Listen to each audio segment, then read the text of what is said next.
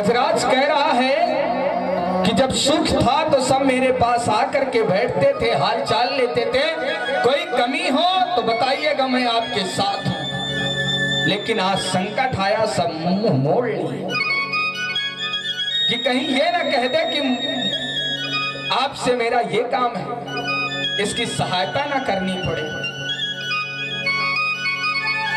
आज गजराज भगवान की स्तुति कर रहा है, बड़ा मंगलमय श्लोक गाया।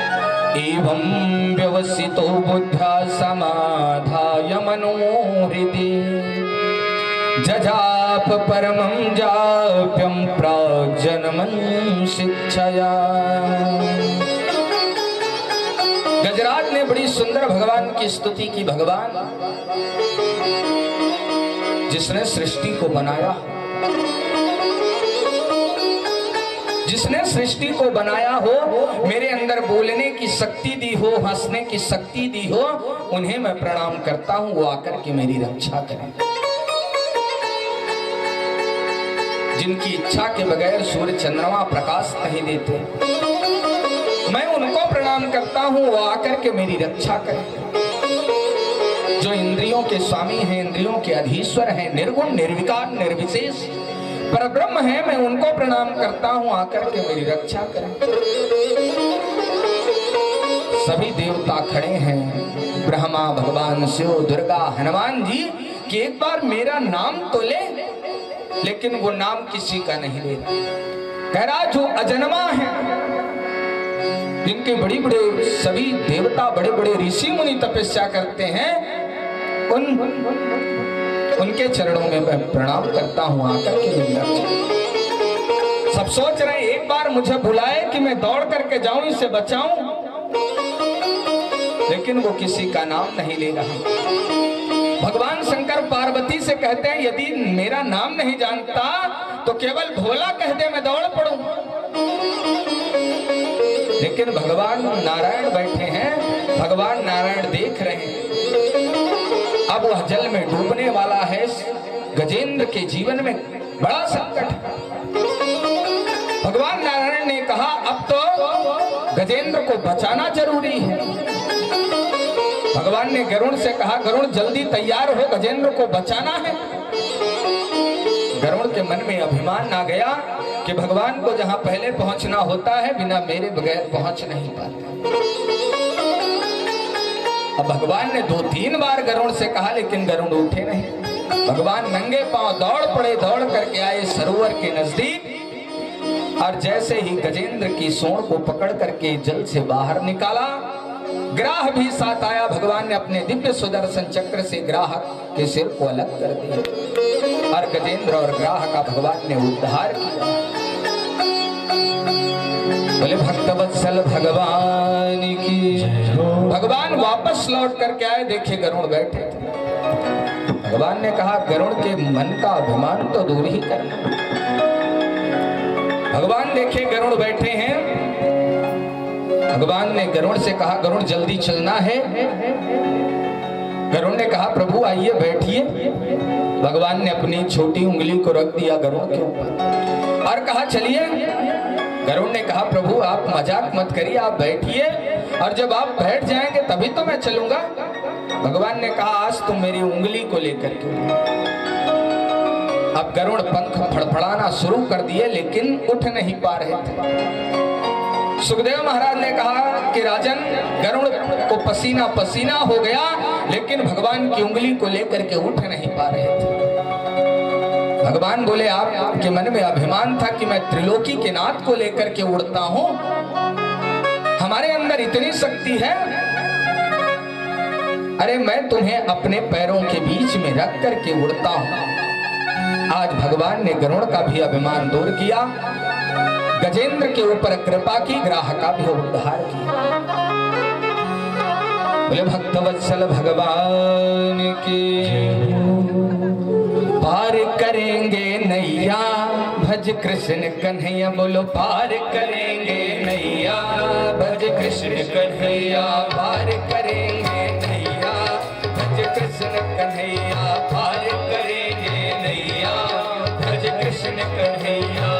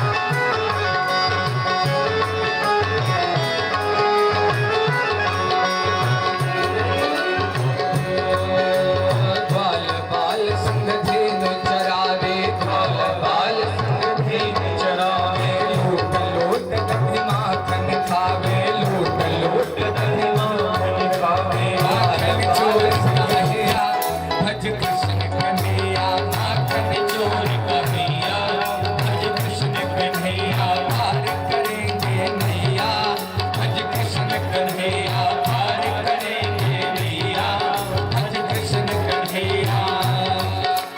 ताली सेवा करते हुए परमात्मा को कभी भूलो ना, विश्वास हो परमात्मा हमारे साथ।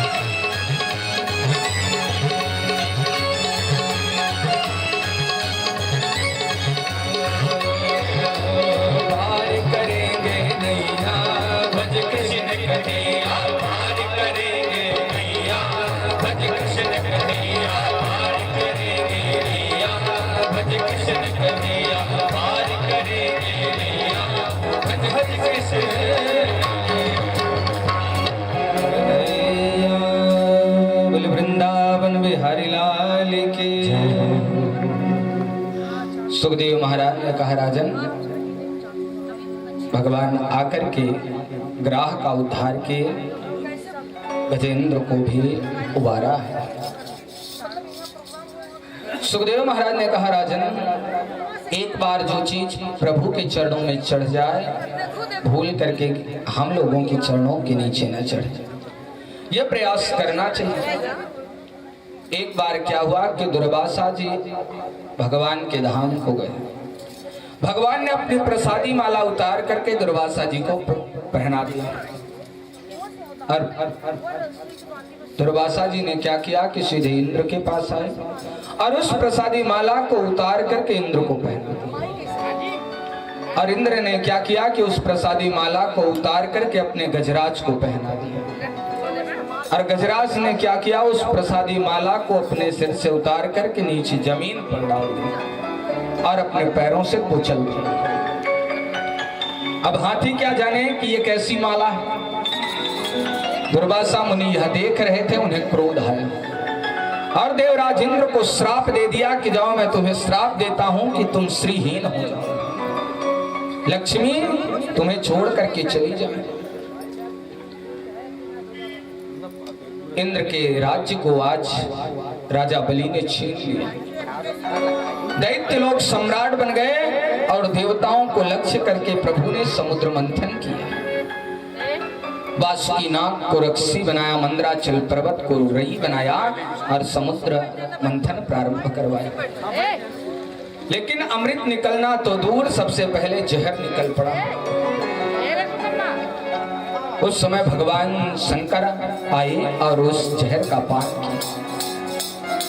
ततः करतलीकृत व्यापिहालाहलं विषम् आभक्षयन् महादेव कृपया भूत भावना। भगवान भोलेनाथ आए, उस हलाहल विष का पान किया। उसके बाद समुद्र मंथन में कामधेनु गाय निकली, जो गाय देवताओं ने ऋषियों को दे दी। गाय के बाद सुंदर धनुष निकला, चंद्रमा निकले, कई प्रकार के रत्न निकले। समुद्र मंथन में कई प्रकार की अप्सराएं निकली। लक्ष्मी जी का प्राकट्य हुआ, जो भगवान नारायण की भार्या बनी।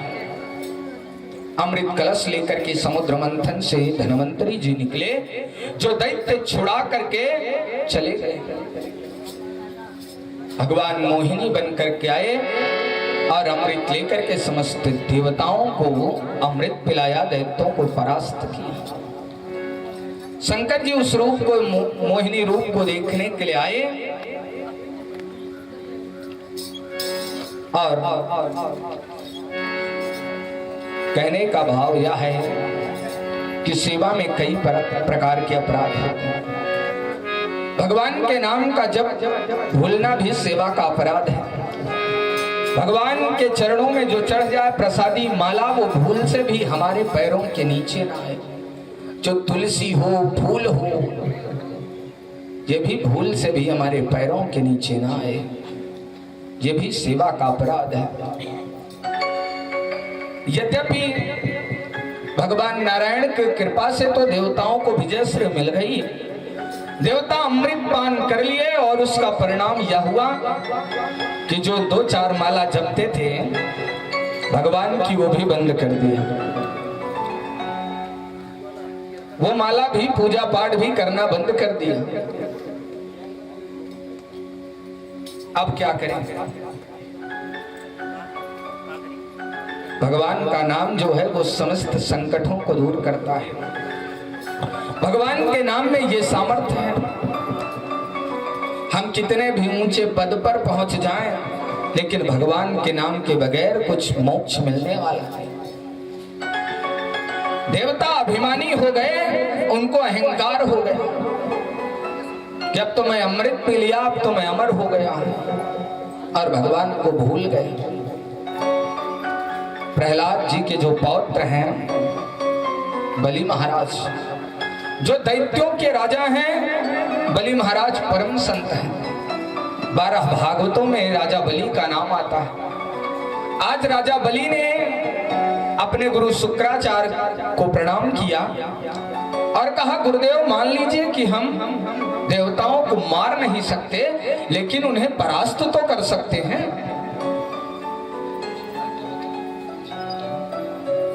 परास्त तो कर सकते हैं, लेकिन गुरुवर ये बात बताइए कि कैसे उन्हें परास्त किया जाए।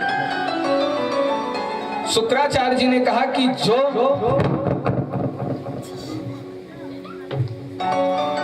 वृंदावन बिहारी लाल के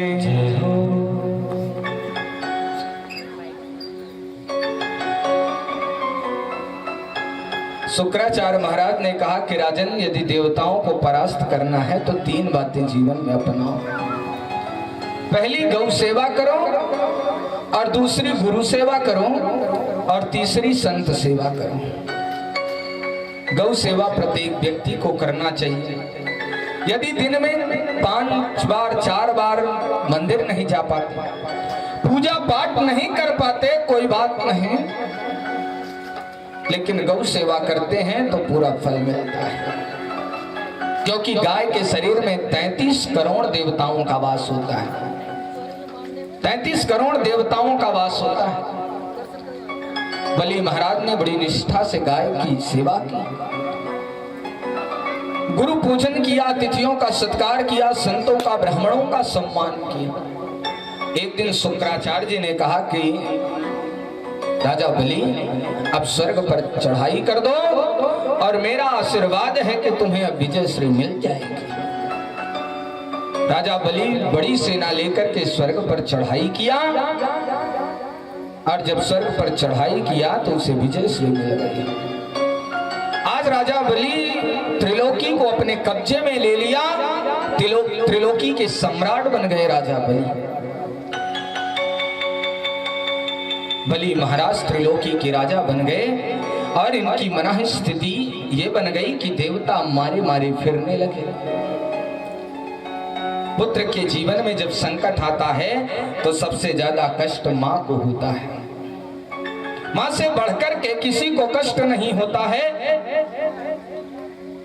मां का पुत्र के प्रति ज्यादा स्नेह होता है कि अब मेरे पुत्रों का संकट कैसे दूर हो। जितना मां का प्रेम पुत्र के प्रति होता है, उतना किसी के प्रति नहीं होता। देवराज जी इंद्र देवताओं की माता अदिति है। माता अदिति आज अपने महल में शांत बैठी, उदास बैठी है। महाराज कश्यप आए। कश्यप जी ने पूछा, देवी क्या हुआ, क्यों उदास बैठी हो? क्या भजन नहीं हो रहा, कीर्तन नहीं हो रहा समय से, इसलिए उदास बैठी हो? क्या हुआ? माता अदिति ने कहा, सब ठीक है, सब प्रकार का आनंद है, कोई कमी नहीं। कश्यप महाराज ने कहा, तब उदास क्यों हो देवी? अदिति मैया ने कहा, मेरे पुत्र देवताओं के स्वर्ग को राजा बलि ने छुड़ा लिया है, और देवताओं के स्वर्ग को ही क्या, तीनों लोगों को राजा बलि अपने कब्जे में ले लिया। यही मेरे दुख का कारण है। लेकिन हे भगवान, मैं किसी का अनिहित नहीं करना चाहती, किसी को मारना नहीं चाहती, बस ये चाहती हूं मेरे यहाँ कोई ऐसा पुत्र जन्म ले कि जो इंद्र को स्वर्गादि सुख वापस करा दे। बस ऐसा कोई बुद्धिमान बालक मेरे यहाँ जन्म ले, बस मैं किसी को मारना नहीं चाहता। कितने संकट की बात है कि मेरे पुत्र इंद्रादि जितने देवता हैं मारे मारे भटक रहे हैं। भगवान कश्यप ने अपनी पत्नी को समझाया कि देवी, कौन किसका पुत्र, कौन किसकी माता, यह तो केवल एक मोह है, और मोह से जीव की यह परिस्थिति बन जाती है कि ये मेरा पुत्र है। भगवान कश्यप ने खूब समझाया, लेकिन अदिति मैया ने कहा, मां होने के नाते मुझे कष्ट है, आप पिता हैं, आप क्या जानेंगे पुत्र के जीवन में कितना संकट है। भगवान कश्यप ने कहा, चाहती क्या हो देवी, बताओ। माता अदिति ने कहा, मैं चाहती हूं मेरे घर कोई बुद्धिमान पुत्र हो जो देवताओं को तीनों लोक ला करके दे दे। बस भगवान कश्यप ने कहा, देवी मैं तुम्हें 12 दिन का व्रत बताता हूं। ये फाल्गुन शुक्ल पक्ष के प्रतिपदा से त्रयोदशी तक करना है।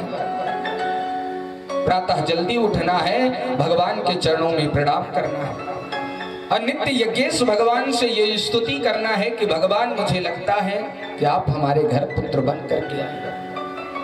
अनिष्ठा में इतनी ताकत होती है कि निष्ठा में ही प्रभु का वास होता है। माता अदिति ने निष्ठा से इस पयोव्रत को किया। भगवान प्रकट होकर के आएंगे, आपके पुत्रों के जीवन के संकट को दूर करेंगे।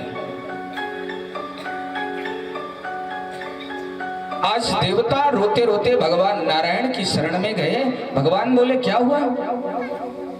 देवताओं ने कहा कि बहुत संकट जीवन में आ गया है। राजा बलि तीनों लोकों को हमसे छुड़ा लिया है, त्रिलोकी के राज्य को अपने कब्जे में कर लिया है। भगवान बोले, तब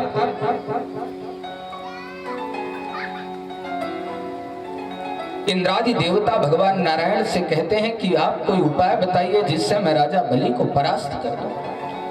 भगवान नारायण ने देवताओं को बताया कि देवताओं, इस समय राजा बलि को कोई हरा नहीं सकता।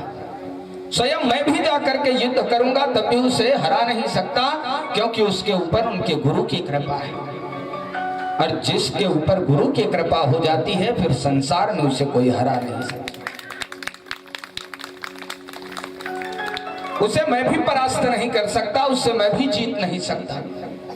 आप लोग मेरी शरण में आए हो, आपकी माता अदिति पयोव्रत कर रही है। मैं उनको वचन दिया हूं, उनके यहाँ पुत्र बन करके आऊंगा।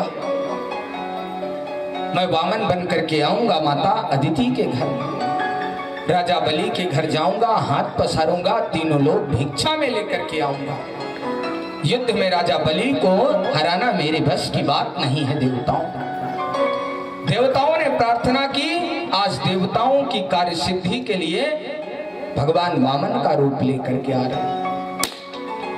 और ये भादों का महीना जो है ये बहुत अच्छा है। भादों के महीने में ही किशोरी राधा रानी का अवतार हुआ।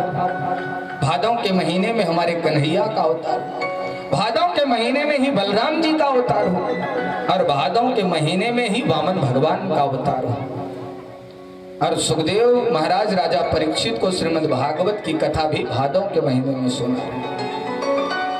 आज भादों के शुक्ल पक्ष की द्वादशी तिथि को दिन के ठीक 12 बजे भगवान नारायण देवताओं की कार्य सिद्धि के लिए माता अदिति के महल में प्रकट हो। बोले वामन भगवान की। बड़ी सुंदर वामन भगवान की झांकी, बड़ा सुंदर वामन भगवान का स्वरूप है। ऐसी बलिहारमयी झांकी बड़ी सुंदर है। छोटे छोटे चरण हैं, छोटे छोटे हाथ हैं, छोटा सा मुखारविंद है। शंख जैसी ग्रीवा है, मुट्ठी भर की कमर है, 4 अंगुल का पेट है, मोती जैसे उनके दांत हैं और टमाटर जैसे उनके गाल हैं। बड़ा सुंदर स्वरूप है। देवताओं ने वामन भगवान का स्वागत किया। आज सभी देवता गदगद हैं, आकर के भगवान के चरणों में प्रणाम किया। माता अदिति ने कौपीन पहनाई, बृहस्पति ने आकर के वामन भगवान को जनेऊ पहनाई। दिशाओं के जो जगपति हैं उन्होंने छत्र समर्पित किया है। ब्रह्मा जी ने कमंडलू समर्पित किया। सप्तऋषियों ने आसन समर्पित किया, खड़ाऊ समर्पित किया। अन्नपूर्णा मैया भिक्षा पात्र दी। बालकृष्ण छोटे से वामन भगवान तैयार हो गए। देवताओं ने उनका विधिवत पूजन किया है, हाथ में कमंडलू लिए भिक्षा के लिए चल रहे हैं कि गुरुदेव मुझे जो कुछ भी भिक्षा मिलेगी मैं आपको समर्पित करूंगा।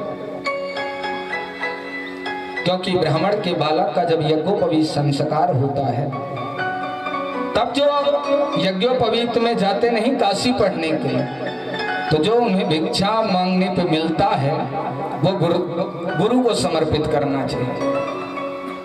लेकिन होता क्या है कि यदि मामा दिए हैं तो ये तो तुम्हारा है, तो ये गुरु का कहाँ हुआ। वामन भगवान निकल पड़े राजा बलि के यहाँ त्रिलोकी की भिक्षा मांगने के लिए। आज सब बड़े प्रसन्न हैं। वामन भगवान जा रहे हैं राजा बलि की यज्ञ की तरफ। सामने शुक्राचार्य महाराज विराजमान है। राजा बलि ने यज्ञ मंडप में बैठे हैं, दूर से आते वामन भगवान को देखा और अपने गुरुदेव से हाथ जोड़ करके कहा, गुरुदेव मुझे ऐसा प्रतीत होता है कि हमारे यज्ञ मंडप की तरफ भगवान सूर्य आ रहे हैं। शुक्राचार्य ने कहा, सूर्य नहीं तो चंद्रमा जरूर होंगे, बड़ा सुंदर स्वरूप है। गुरु शिष्य आपस में वार्ता कर रहे थे कि वामन भगवान नजदीक पहुंच गए।